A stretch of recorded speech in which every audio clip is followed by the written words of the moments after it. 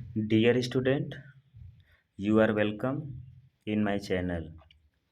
आज हम लोग प्रोनाउन का पार्ट थर्ड पढ़ने जा रहे हैं। क्लियर? तो आज हम लोग अपना वीडियो एक थॉट से स्टार्ट करते हैं। सुनिए। Hard work will never disappoint you, यानी जो कठिन परिश्रम होता है ना, आपको कभी भी नहीं निराश करेगा। यानी अगर आप कठिन परिश्रम करते रहेंगे तो आपके जीवन में कभी भी निराशा आने वाली नहीं है। क्लियर? आगे चलते देखिए, आज पार्ट थ्री पढ़ेंगे प्रोनाउन का। पहला जो टाइप्स उसका है नेक्स्ट इंडेफिनिट प्रोनाउन, यानी कि इंडेफिनिट प्रोनाउन मतलब क्या होता है? अनिश्चयवाचक सर्वनाम। डिफिनेशन देखिएगा, indefinite pronouns are used when sentence does not refer to any specific person, things और अमाउंट, यानी कोई पर्सन हो या कोई वस्तु या कोई मात्रा हो, वो मतलब डिफाइन नहीं किया जाएगा। डिफाइन मतलब कि निश्चित नहीं होगा, वो अनिश्चित होगा। आप बता ही नहीं पाएंगे मतलब कि कितना है, कम है कि ज़्यादा है कि बेसी है, ये नहीं बता पाएंगे। ठीक है, अनिश्चित हो गया। जैसे कि विथआउट सेइंग एग्जैक्टली, यानी एग्जैक्टली नहीं बोलेंगे कि जैसे कि एकदम करेक्ट नंबर आप नहीं बोल पाएंगे। जैसे कि समथिंग, समथिंग में क्या, कुछ लेकर आइए, कुछ में क्या लेकर आइए, तो ये क्या है? इंडेफिनिट प्रोनाउन है। मतलब इस समय मतलब आपको अनिश्चित लगेगा। इसमें मतलब एग्जैक्ट वैल्यू आपको पता नहीं चलेगी ना। विथआउट से एग्जैक्ट, एग्जैक्ट नहीं बोले, बस एक तरह से अनुमान लगाते हैं। क्लियर? चलिए आगे देखते हैं। देखिए बहुत अच्छा चार्ट बनाया गया आपके लिए तो समझने के लिए। देखिए थिंक है ना, थिंक में जोड़ दीजिएगा, बस यहाँ से जोड़िएगा समथिंग, एनीथिंग, एवरीथिंग और नथिंग। क्लियर? समथिंग, एनीथिंग, न एवरीथिंग और नथिंग, ये किसके लिए लगेगा? सब इंडेफिनिट प्रोनाउन है। क्लियर? अब देखिए किसके लिए यूज़ किया जाता है यह ऑब्जेक्ट के लिए किया जाता है। ऑब्जेक्ट मतलब वस्तुओं के लिए। अगर ये वस्तुओं का प्रयोग करना है तो आप लगाएंगे समथिंग, एनीथिंग, एवरीथिंग, नथिंग। और ये सब होते हैं क्या? सिंगुलर होते हैं, यानी सब एक वचन होते हैं। आगे चलते हैं। बडी, बडी का प्रयोग करके लगा दीजिएगा, जैसे एवरीबडी, समबडी, एनीबडी, नोबडी। इन सब का प्रयोग किसके लिए किया जाता है? पर्सन के लिए। ये सभी क्या है? सिंगुलर है, यानी एवरीबडी, समबडी, एनीबडी, नोबडी, ये सब क्या है? सब सिंगुलर हैं। क्लियर? उसी तरह वन का प्रयोग करके लगाइए, everyone, someone, anyone, no one. ये भी, इन चारों का भी प्रयोग किसके साथ किया जाता है? व्यक्तियों के साथ, यानी पर्सन के साथ। ये चारों भी क्या हैं? ये सिंगुलर है। ठीक, उसी तरह हम लोग लगाएंगे वेयर का प्रयोग करके, जैसे समवेयर, एनीवेयर, एवरीवेयर। और इसका प्रयोग किया जाता है कि प्लेस के लिए, यानी जब प्लेस को आपको जब डिफाइन करना पड़ेगा ना, तो हम लोग समवेयर, एनीवेयर, एवरीवेयर का प्रयोग करते हैं। क्लियर? चलिए एग्जाम्पल के माध्यम से समझते हैं। जैसे देखिएगा, बहुत भी क्या है आपका? Indefinite pronoun. फ्यू है, मैनी है, सेवरल है, और ऑल है, एनी है, मोर है, मोस्ट है, नन है, सम है, सच, इनफ, ये सब क्या है? सब इंडिफिनिट प्रोनाउन है। और एग्जाम्पल देखिएगा, anybody can answer my question, यानी एनीबडी, एनीबडी क्या है आपका? इंडिफिनिट प्रोनाउन है, यानी कोई भी मतलब मेरे प्रश्न का उत्तर दे सकता है। मतलब कौन देगा? ये निश्चित नहीं है, ये अनिश्चित है, तो इसीलिए हम इसको क्या बोलते हैं?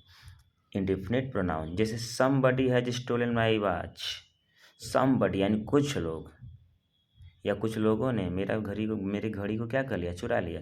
तो कौन लोग हैं ये हम डिसाइड नहीं कर पाएंगे, यानी कि एग्जैक्ट वैल्यू तक नहीं पहुंच पाएंगे। जैसे मैनी क्रिमिनल वर अरेस्टेड, बहुत सारे अपराधी क्या किए गए?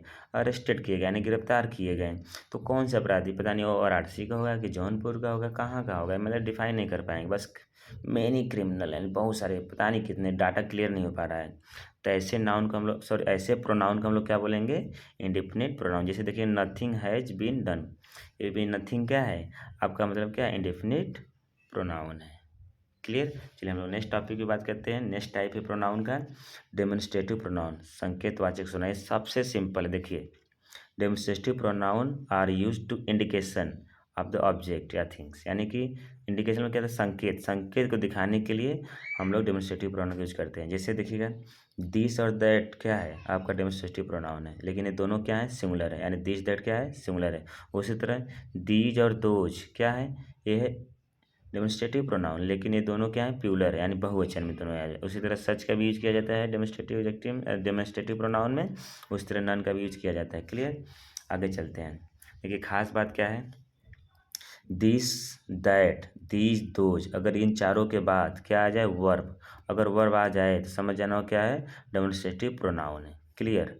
लेकिन दिस, दैट, दीज, दोज और इन चारों के बाद अगर वही मतलब क्या आ जाएगा? नाउन, अगर नाउन आएगा तो क्या हो जाएगा, डेमोन्स्ट्रेटिव एग्जेक्टिव हो जाएगा। क्लियर, यानी कि अगर वर्ब आएगा तो डेमोन्स्ट्रेटिव प्रोनाउन होगा, अगर नाउन आएगा तो डेमोन्स्ट्रेटिव एग्जेक्टिव होगा। कॉलम के माध्यम से समझते हैं। देखिए दिस इज अ पेन, यह एक कलम है, तो दिस के बाद क्या आ गया, वर्ब आ गई, यानी इज के हमारा वर्ब है, दिस के बाद क्या आ गया, इज आ गया, तो ये हमारा क्या है, डेमोन्स्ट्रेटिव प्रोनाउन हो गया। लेकिन यहाँ देखिएगा दिस चेयर इज ब्रोकन, यानी ये चेयर एक कुर्सी टूटी है, तो दिस के बाद क्या आ गया, नाउन आ गया, तो हमारा क्या होगा, डेमोन्स्ट्रेटिव एग्जेक्टिव है। क्लियर, आगे देखिए, अगर तेज हो तो आप वीडियो स्लो करके देख सकते हैं। अब देखिएगा दैट इज अ हाउस, देखिए दैट के बाद क्या आ गया, इज आ गया, तो ये हमारा क्या है, डेमोन्स्ट्रेटिव प्रोनाउन है। लेकिन यहाँ पे देखिएगा दैट कार, यानी कि दैट के बाद क्या आ गया, कार आ गया, तो ये कार हमारा क्या है, कार आ गई, तो ये कार हमारा क्या है, नाउन है, तो हमारा क्या हो जाएगा, दैट के बाद तो क्या आ गया, नाउन आ गया, तो हमारा डेमोन्स्ट्रेटिव एग्जेक्टिव हो जाएगा। यानी कि that car is expensive, expensive मतलब महंगा होता है, ये मतलब कि वह कार क्या है, महंगी है। अब यहाँ देखिएगा दीज आर, यानी कि दीज के बाद क्या आ गया, वर्ब आ गया, तो वर्ब हमारा जैसे जैसे दीज के बाद वर्ब आएगा तुरंत समझिएगा क्या, डेमोन्स्ट्रेटिव प्रोनाउन है। लेकिन यहाँ देखिएगा दीज क्लोथ्स, यानी कि दीज के बाद तुरंत क्या आ गया, नाउन, यानी दीज के बाद नाउन आएगा तो तुरंत समझिएगा क्या, डेमोन्स्ट्रेटिव एग्जेक्टिव। अब यहाँ देखिएगा those are nice books, those के बाद क्या आ गया, आर आ गया, यानी दोज के बाद आर आ गया तो क्या हो जाएगा, डेमोन्स्ट्रेटिव प्रोनाउन। लेकिन यहाँ देखिएगा दोज बर्ड्स आर फ्लाइंग, यानी कि दोज के बाद तुरंत क्या आ गया, नाउन आ गया, तो हमारा क्या हो जाएगा, डेमोन्स्ट्रेटिव एग्जेक्टिव हो जाएगा। क्लियर, आगे चलते हैं। समझ में आ गया, अगर आप इस चार्ट को अब अच्छे से समझेंगे, देखिए बहुत एक बार और समझा, once more again I repeat, please listen be carefully. This के बाद क्या आना चाहिए, इज, सॉरी दिस के बाद वर्ब भी आ सकता है, दिस के बाद जैसे ही वर्ब आया तो तुरंत समझ जाएंगे क्या, ये दिस क्या है। यहाँ पर अगर कोई पूछे कि ये दिस क्या है तो आप क्या बताएंगे, तो इसको पहचानने कैसे तरीका क्या है, दिस के बाद क्या आ गया, वर्ब आ गया, दिस के बाद अगर वर्ब आ गया तो समझ जाना क्या है, डेमोन्स्ट्रेटिव वो प्रोनाउन है, यानी ये दिस क्या है, डेमोन्स्ट्रेटिव प्रोनाउन है। लेकिन यहाँ पर देखिए नोट करने वाली बात कि दिस के बाद क्या आ गया, नाउन, यानी दिस के बाद अगर नाउन आ जाएगा तो समझ जाइए क्या हो जाएगा, डेमोन्स्ट्रेटिव एग्जेक्टिव है। क्लियर, इसी तरह सारा एग्जाम्पल आप समझ सकते हैं क्लियरली। ठीक, थैंक्स फॉर वाचिंग। क्लियर, एक थॉट हमने नीचे और लिख दिया है, a goal without a plan is just a wish, यानी कि जो आपका लक्ष्य है ना बिना प्लान का है तो बस ये आपका क्या, बस इच्छा है, एक विश मतलब क्या होता है, इच्छा। तो इसीलिए किसी भी लक्ष्य को पाने के लिए एक सबसे बेहतरीन चीज़ क्या होना चाहिए, plan. Clear, I think plan is the key to achieve any success. Clear, okay, चलिए ना हम लोग नेक्स्ट वीडियो में मिलते हैं पार्ट 4 में एकदम अच्छे कंटेंट के साथ। ओके।